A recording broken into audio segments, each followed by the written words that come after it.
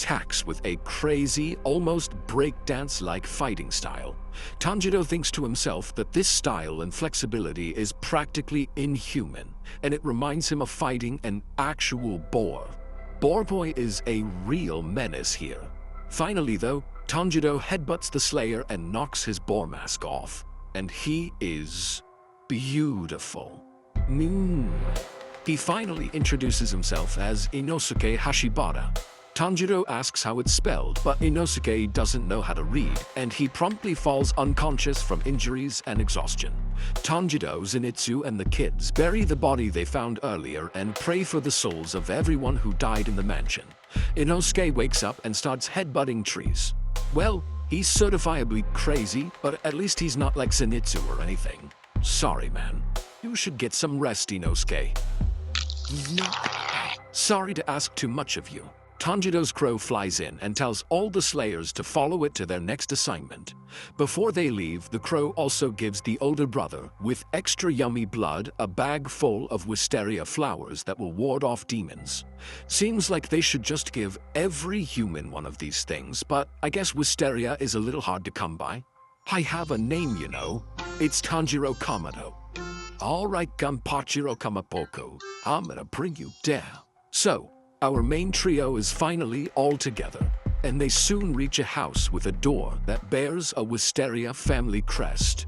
This is a safe house for demon slayers, and they are treated to a doctor, dinner, and some beds. The new comrades get to know each other a little better, and it turns out that, just like Tanjiro, Inosuke is also from the mountains. But unlike Tanjiro, he was raised by literal animals. Cool. Tanjiro decides to tell his friends the truth about what he's carrying in the box, and Nezuko crawls out. As soon as Zenitsu sees her, he is furious with Tanjiro for not telling him he was traveling with a girl this cute. You've been traveling with a girl this adorable, hanging around with someone this cute day in and day out. Now, I'm only gonna say this once and get it out of the way. Nezuko is 12, and Zenitsu is 16. It's pretty creepy that he has a huge crush on her, and I think it's especially weird since Nezuko can't even talk, and the whole thing only adds more fuel to the Zenitsu hate fire. But hey, different times, I guess. Episode 15, Mount Natagumo. Once our trio has fully recovered, it is no time at all until they get their next assignment. They must travel to Mount Natagumo, where a whole nest of demons resides. On the path to the mountain, they come across a demon slayer injured on the ground. He asks for help before being pulled back into the forest by thin threads of spider silk. Heads up if you're not a fan of spiders, the viewer discretion is advised. Undeterred, our heroes stride into the forest to save whoever they can. Well, two of them do. You stay behind me, trembling like a scared little animal. This is making me hungry. Inosuke. Mount Natagumo is covered in spiderwebs and the bodies of slayers who have been caught in them. Tanjiro and Inosuke find a survivor named Murata who tells them what's going on. He arrived with a group of 10 slayers, but as soon as they entered the forest, some of their bodies started moving all on their own. Pretty soon, all the slayers were attacking each other, and Murata barely escaped. Back at Demon Slayer HQ, the leader of the Corps has heard the mission isn't going very well and decides to send in the big guns. He is sending 2 hashira, which is the highest rank a Demon Slayer can reach. Each hashira has their own unique specialty that they have mastered, and the 2 we're getting are none other than our old friend Giyu, the water hashira, and a young woman named Shinobu, the insect hashira. Meanwhile, Zenitsu is waiting outside the forest feeling sorry for himself, until he remembers that Nezuko could be in danger and rushes in after. Great. You don't have a care in the world, do you? All our human problems, you have no idea. Then, Tanjiro and Inosuke are attacked by fellow slayers under demon control. Inosuke is ready to chop these fools down, but Tanjiro convinces him not to hurt his comrades and notices they're being controlled with silk threads being woven by tiny spiders. No matter how many threads they cut, they just come right back. Then a young-looking demon named Rui appears above the Slayers and says that his family will make short work of every human on the mountain. There's a whole family of them. Even Spider-Man only had an aunt. Episode 16, letting someone else go first. Inosuke has his own personal breathing style called beast breathing that is perfectly suited to outdoor environments like this. He uses 7th form spatial awareness, which is basically a radar ability that lets him instantly detect the demon who is controlling the tiny spiders. It's not the demon right before them, but another one deeper in the forest. Murata says that he will handle the hijack slayers while Tanjiro and Inosuke go take on the demon controlling them. The thread demon isn't worried, because the closer the slayers get to her, the stronger her puppets or dolls become. Stop. Don't come any closer. You have to go. Rui addresses this demon as Mother and says that if she isn't able to take out all the slayers, he will tell Father. And Mother seems absolutely terrified at the mention of him. Family, am I right? Tanjiro and Inosuke are under attack by Mother's dolls, and she's pushing her puppets' bodies so hard that they've shattered most of their bones. The Slayers are still fully conscious while being controlled, and one of them begs Tanjiro to end their suffering. Inosuke is more than happy to oblige, but Tanjiro has better ideas.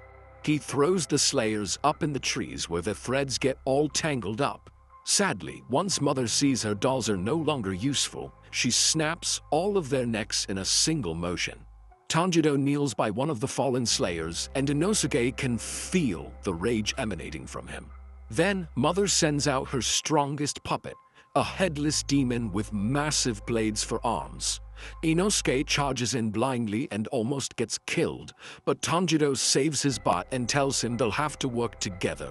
Tanjiro takes out the demon's legs with a 4th form striking tide, and Inosuke slices the monster in two.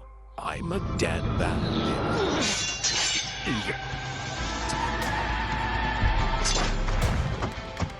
Inosuke can't help but admire the way Tanjiro is able to strategically view the entire battle and create a plan that flows as naturally as water.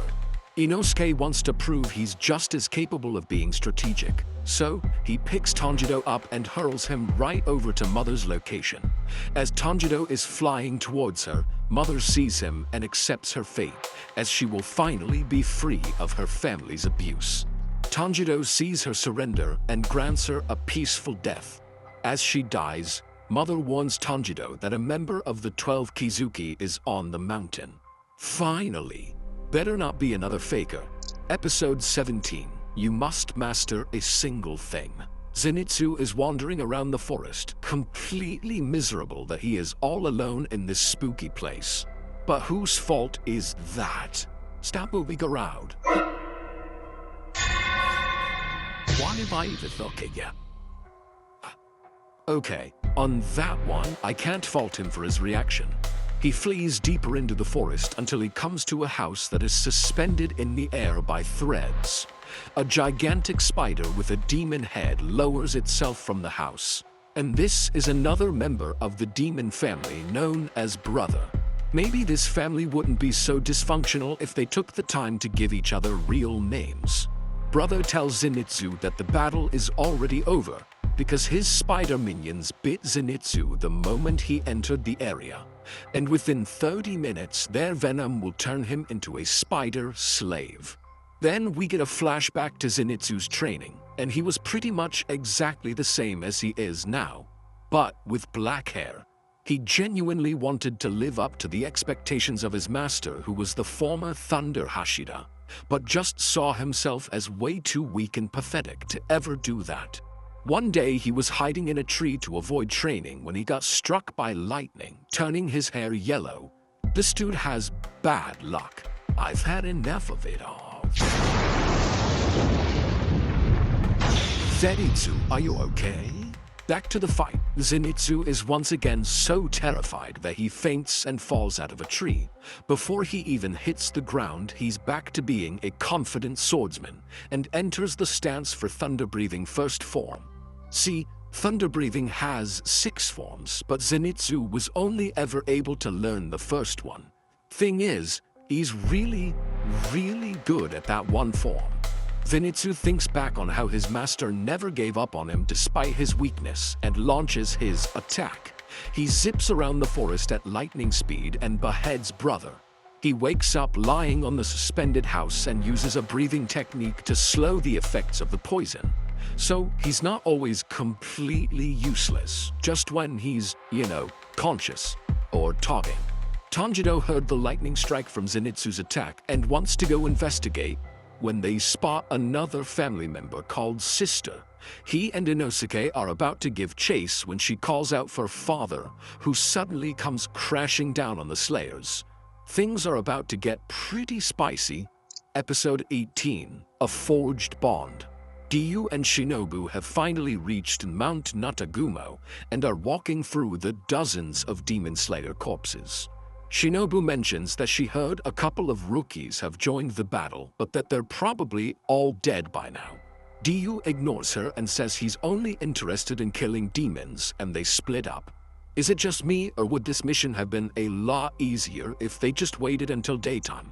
Anyway, Tanjiro and Inosuke attack father, but their swords are barely even able to scratch the massive demon's body. He then sends the Slayers flying. I'll show you to kids so you want your star. Stay away from my family. Soon after, Tanjiro chops down a massive tree that pins father down in the river. He's about to unleash water-breathing's strongest and final 10th form, but father just picks up the tree and hits a home run. Oh, Inosuke, you sweet, illiterate feral boy. Zenitsu is about to succumb to the spider's poison when Shinobu lands right next to him and asks if he's alright. Then Tanjiro lands in a deeper part of the forest, and before he can run back to join Inosuke, he comes across Rui, who is torturing his sister. Enraged, Tanjiro asks Rui how he can inflict so much pain on his family, and tells him he doesn't deserve the title of brother. Rui is pissed, but then another Slayer appears and is psyched to come across two child demons that he assumes will be easy pickings. He strides forward, excited for the raise he'll get after this mission, and is instantly eviscerated by a razor-sharp web from Rui. How did that dude even survive this long? Take this. No, wait, don't do it. Haha. Meanwhile, Inosuke is just trying to stay alive until Tanjiro returns when he realizes, I'm freaking Inosuke Hashibata. I don't run away from fights. He uses one of his swords to pound the other into father, over and over like a hammer and chisel. Finally, he slices through one of father's arms. Father runs away and Inosuke thinks the monster is terrified of him, but he's just shedding his skin to reveal an even more powerful form. Yikes. Inosuke is aware of the huge difference in strength between them and almost gives up, but remembers Tanjiro's promise to return and tries to hold on a little longer. He strikes father's neck, but one of his swords breaks against the demon's super tough skin. Father grabs Inosuke and starts to squeeze his skull. Inosuke's life flashes before his eyes, including a memory he had forgotten. When he was a baby, his crying mother threw him into the wilderness, saying that at least this way he would have a chance of living. Not sure what that's about yet, but in the present, Inosuke gets his butt saved by Giyu, who demolishes father with a single water-breathing move. That's the power of a hashira. Did he actually cut through him? Then who could have possibly done such a thing? At the same time, Tanjiro is struggling to dodge Rui's razor-sharp webs. He tries to slash through one of them with his sword, but the demon slices right through the blade like butter and heads right for Tanjiro's face. Episode 19, Hinokami Kagura. Tanjiro twists his body out of the way at the last second to avoid a very premature ending to the series. But he is now wounded and swordless. Meanwhile, Inosuke is in awe of Giyu's strength and challenges him to a fight. Doesn't have time for this nonsense and just ties Inosuke to a tree before he even realizes what is happening. Inosuke rages as Giyu runs off, But honestly, he should be grateful that Giyu didn't simply dice him up like a tomato. Even without a weapon, Tanjiro isn't ready to give in, and he tries to close the distance between him and Rui. Rui launches a wide web attack that Tanjiro has no chance of dodging, but at the last second, Nezuko pops out and takes the blow in his place. Rui is shocked to see an actual loving family that is willing to suffer for each other, and states that he wants to take Nezuko as his new sister. His old sister's like, "I'm standing right here, dude," and he chops her up with some webs. Tanjiro retorts that he would never let Nezuko be a part of a messed up family like this. "Duh, I'm your elder sister. You can't abandon me, shut up." And Rui reveals that he is the one who is part of the 12 Kizuki. He's lower rank 5, which makes him the 11th strongest Kizuki. What a surprise! The one demon on this mountain that has an actual name is the big boss. Who could have guessed? Rui grabs Nezuko and viciously strings her up in the trees with his webbings. Tanjiro keeps throwing himself at Rui, but he is just getting slapped around like it's nothing. Rui even walks right up to Tanjiro and gives him a free shot, but Big Bro can't even scratch Rui's neck with his broken blade. He desperately launches Water Breathing's 10th form, Constant Flux, a spinning move that gains force with every rotation. He is finally able to cut Rui's webs, but this isn't even his final form. Rui uses a blood demon art to infuse his webs with his own blood and creates a cage around Tanjiro. It looks completely hopeless. So, you know what that means? Flashback time. When Tanjiro was a child, he watched his father do a ceremonial fire dance as an offering to a being named Hinokami. Tanjiro asks how his dad can dance in the cold despite his illness, and his father tells him of a breathing technique called fire breathing that allows one to never get tired. Then, he tells his son that the Hanafuda earrings, which have been passed down in their family for generations, will one day be Tanjiro's. Back in the present, Tanjiro combines his water breathing with this new fire breathing to create Hinokami Kagura dance.